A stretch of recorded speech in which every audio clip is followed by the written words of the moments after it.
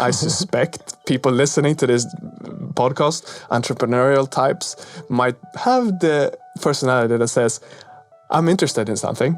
I'm going to get quick results because I want to feel what it feels like to master this. Yeah. But with meditation, it's much better to do 10 minutes a day for a week than it is to do a 70-minute session.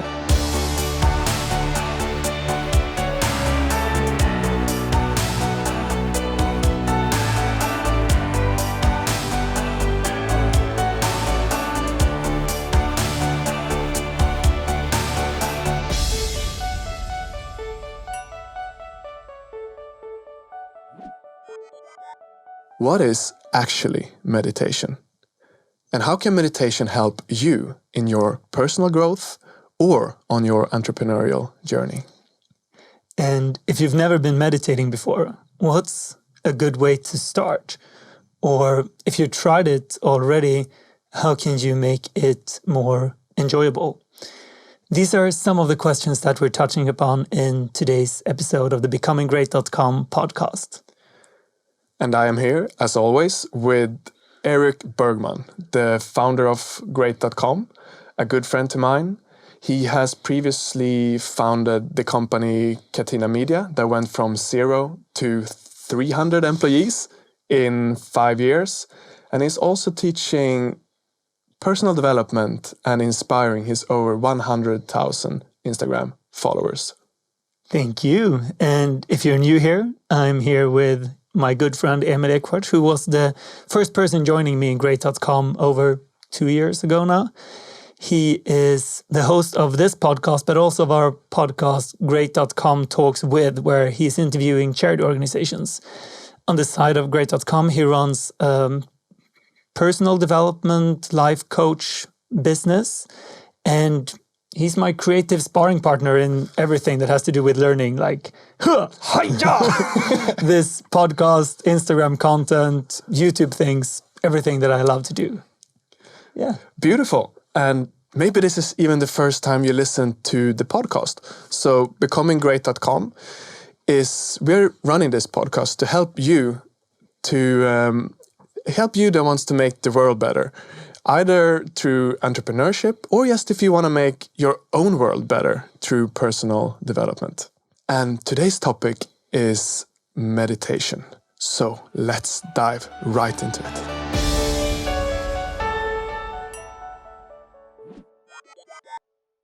So what is meditation? Meditation is this big word, and it is big because... It is a really big word. But it's big for the same reason that sports is a big word. That can be anything from some crazy dude going down a ski hill, jump. Have you seen those guys jump? They jump so far. Or soccer. So meditation can be so many different things. It doesn't mean that you have to sit in a lotus position in a cave in India. But for simplicity's sake, we have divided into two categories in this podcast, which is active meditation and passive meditation. And what is active meditation?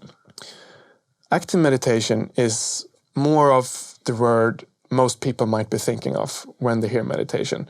It's often a practice where you might close your eyes, you might sit still, and you place your attention on something, often your breath. And you practice just keeping your attention on one thing for the duration of the practice. Yeah, so basically when people see someone sitting down, eyes closed, really focused or really calm, that's what we would call an active meditation. Exactly, but it doesn't have to be your breath. For some people that could be a walking meditation. It could be yoga, it could be listening to birdsong. What that word active means is that you're refocusing your attention on something instead of getting distracted by your mind. Yeah, okay. And the difference here with passive meditation then is anything that you're doing where you're just being calm simply. Like when we talk about passive meditation, to me that is pretty much any time I'm in silence. So if I'm going for a walk, I don't necessarily need to focus on my breath or focus on the bird songs, but just not putting a beautiful podcast like this into my ears, or not actively doing anything. I can let my mind wander, but I still belong to the silence in a sense. Or just sitting and looking out the window, or even driving. If I'm driving but I'm not putting on the radio, or I just let my mind wander, to me that's then passive meditation. Would you agree to that? Yes. So anything where you take away a lot of the input we often get from the outer world, so instead you can place your attention inside of yourself. Yeah. So do you have some examples of what that could be? You gave a few. Well, the first thing that comes to mind is this analogy that you told me some way back about this inbox. So how the life we're living today is like our email inbox. Whatever thing we see on TV, we hear, everything we talk about kind of goes into our head like an unread email. And so information, you're saying, becomes like an email in your mind. And any information that we take on becomes like an email. And when we're in silence, or when we just let our mind wander, if that's while driving or that's while taking a walk or whatever it is, it's like our mind gets the time to revisit that information, open that inbox email and see what's going on here. Is this important to me? Is it not important? Like, put it in the trash, but at least act upon it. So it's that if we go to bed at night and our mind starts spinning around, we start thinking and thinking and thinking and thinking, that's when our head starts going through that inbox, starts reading those unread emails. But if we're in silence during the day, or we create space for our mind to wander during the day, either on a walk or while driving or commuting in the subway, whatever it is, that spinning can instead happen during the day, and we simply can go to bed, for example, with at least a cleaner inbox. It's not as flooded. So you would say then that the benefit of taking time to go through your mental emails during the day will allow someone to go to bed more relaxed instead of having a very active mind with a lot of thoughts. Do you have any other reasons? What do you get out of it? Or what happens to you if you don't use passive meditation? So for me, I think that I get calmer in general. I get a clearer head, both. So I've always been a troubled sleeper for pretty much all my life. And I've realized that getting more silence into my day, or a bit more active meditations like just writing, has been very beneficial. So especially in times when my head has been spinning a lot when I go to bed. If I, either before I go to bed, or I simply go out of bed and I sit down and I just write down anything that comes into my head, I just ramble on. And that can go on for 10 minutes or 30 minutes or so. Usually my mind quiets down, and it feels like I've been listening to everything that my mind wanted to say, and then my mind don't want to say that much more. It's like I've been talking to someone, and that person really want to talk about their day or whatever. And if I just sit and listen to them for 10 minutes or 30 minutes, after a while they feel that they've been listened to. And it feels like my mind acts that way if I've been writing. And I would say that's an active meditation in the sense that I'm actually doing something. It's not active in the sense that I'm focused on my breath or anything. So once again, it's difficult to really put this somewhere. But all in all, I feel that, I like the analogy of an email inbox. It feels like I'm opening up the email inbox, and maybe it's not everything's dealt with, but at least I know what I need to deal with. I can see what's structured, what's important. So maybe it's better to look into that email and tag all the emails with different color codings or whatever, if it's important or not. And it gives me both easier to fall asleep, but also calmer during the day. I feel less stress, less worry. Because otherwise it can feel like I have this feeling something is not right, but I'm not really sure what.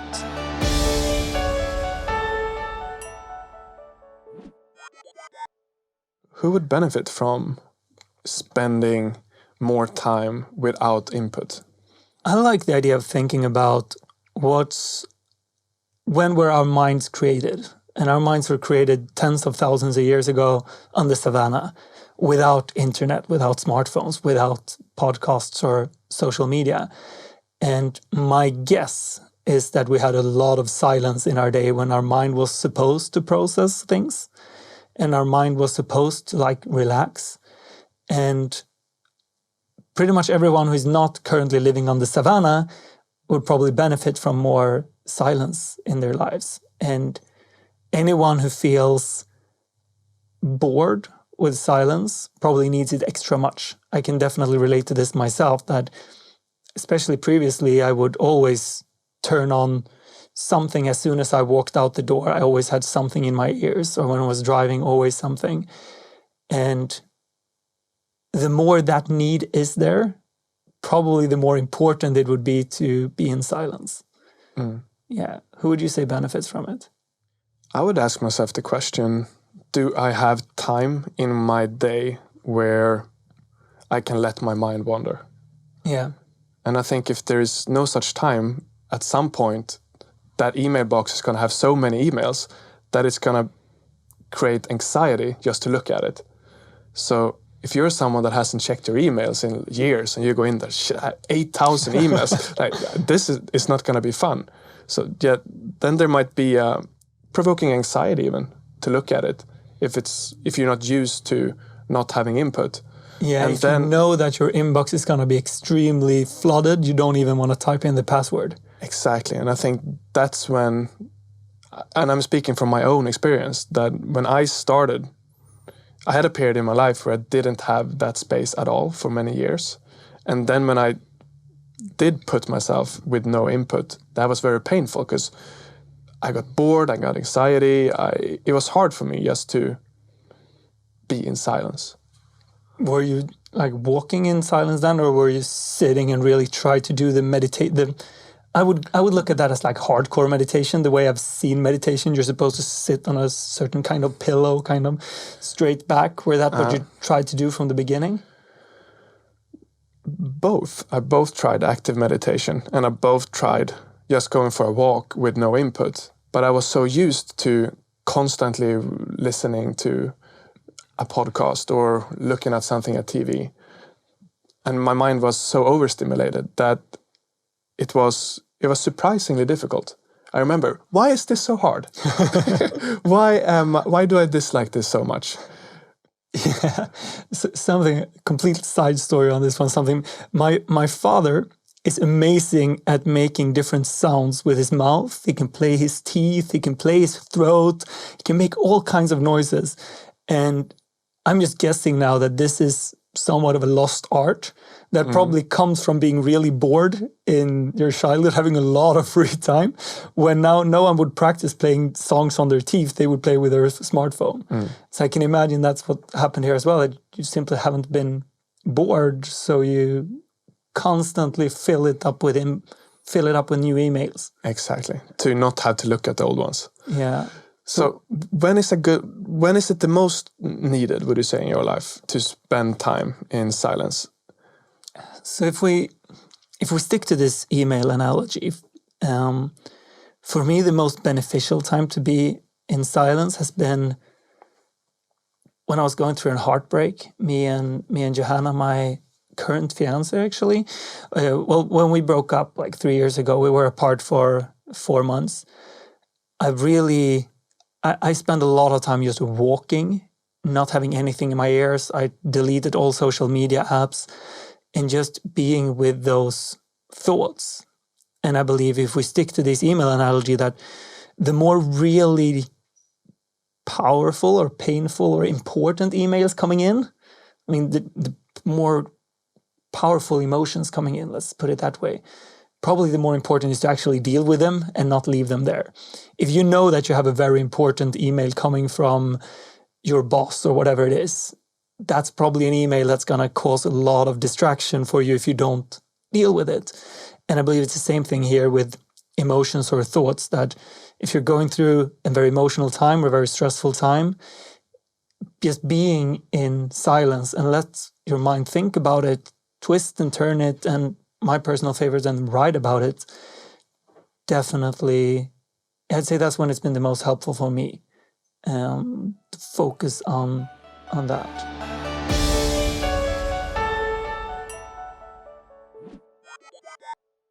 Okay, so if passive meditations are mainly this walking or just being in silence, what is the active meditations?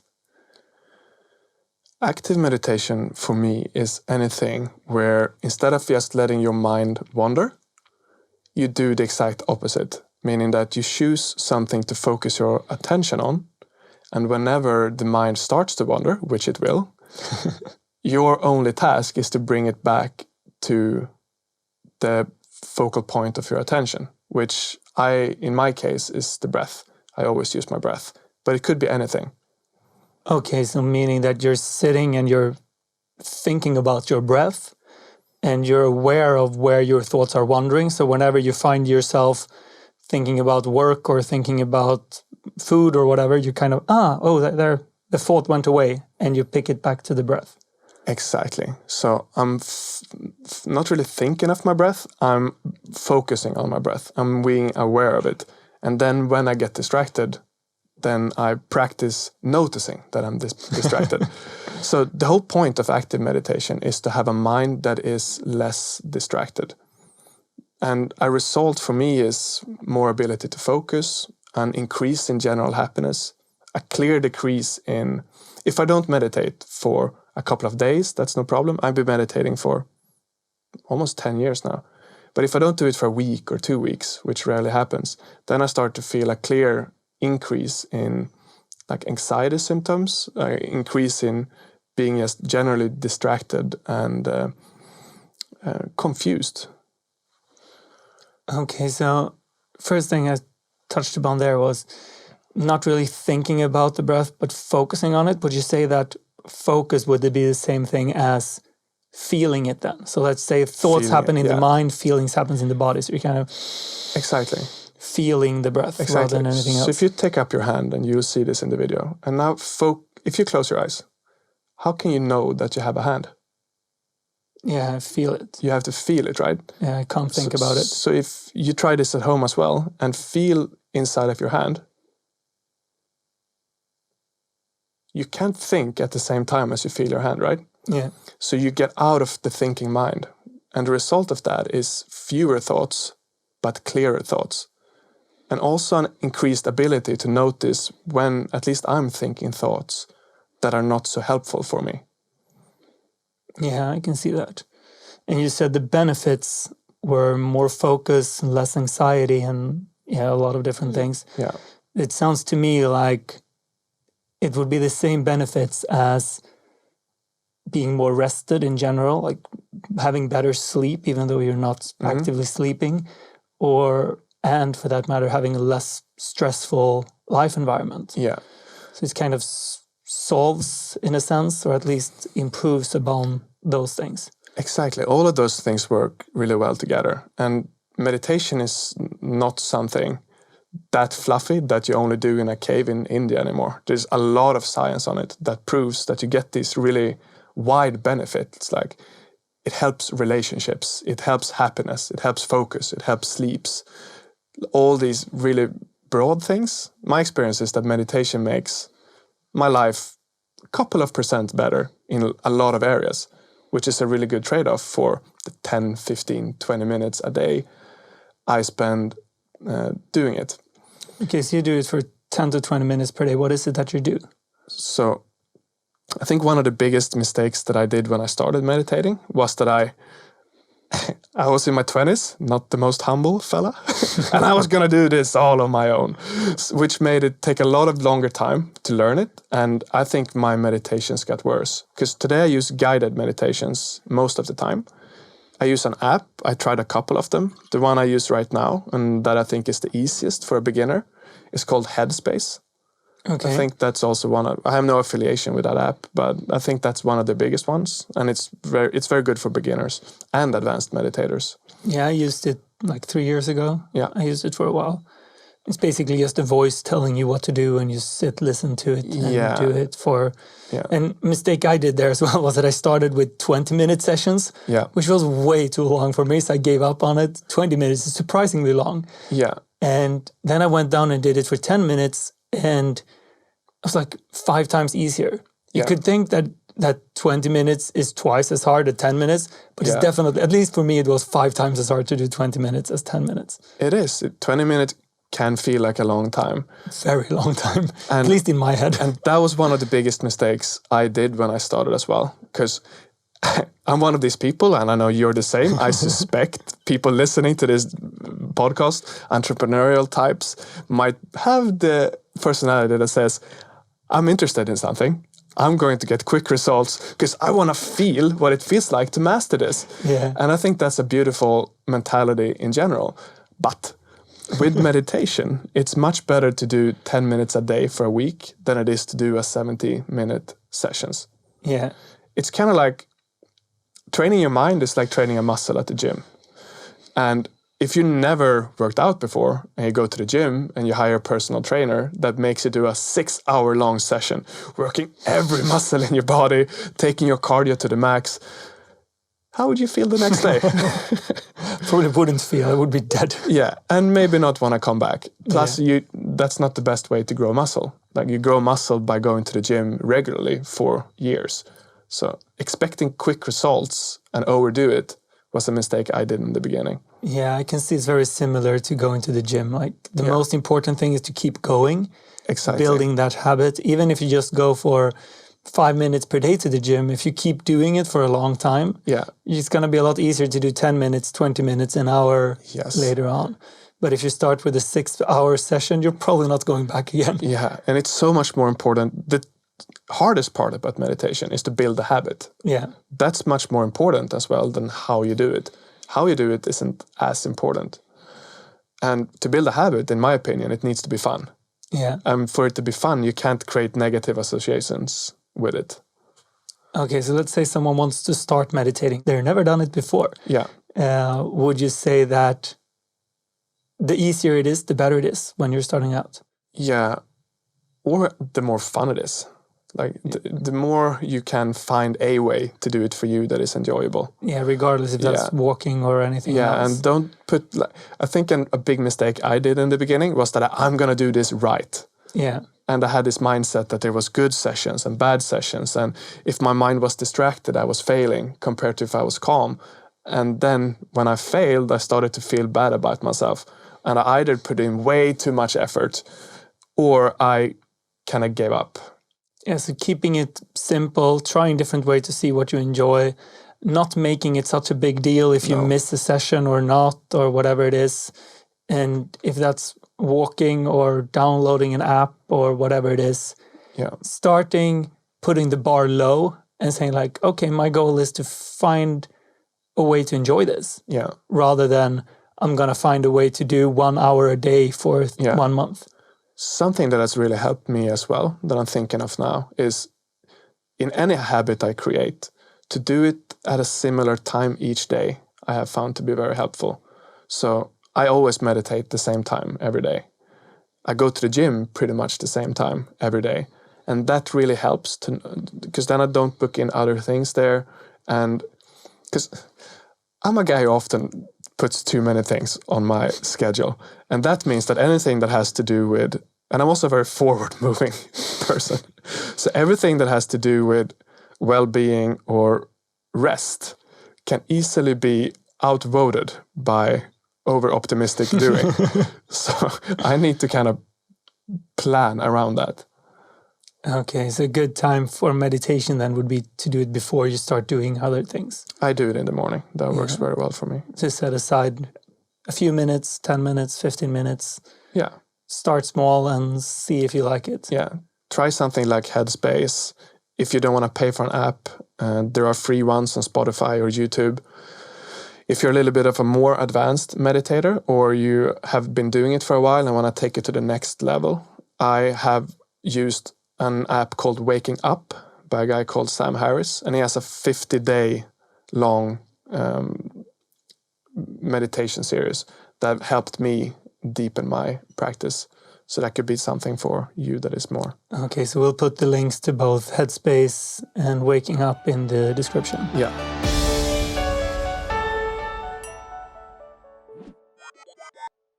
What can someone do to help us? Ooh.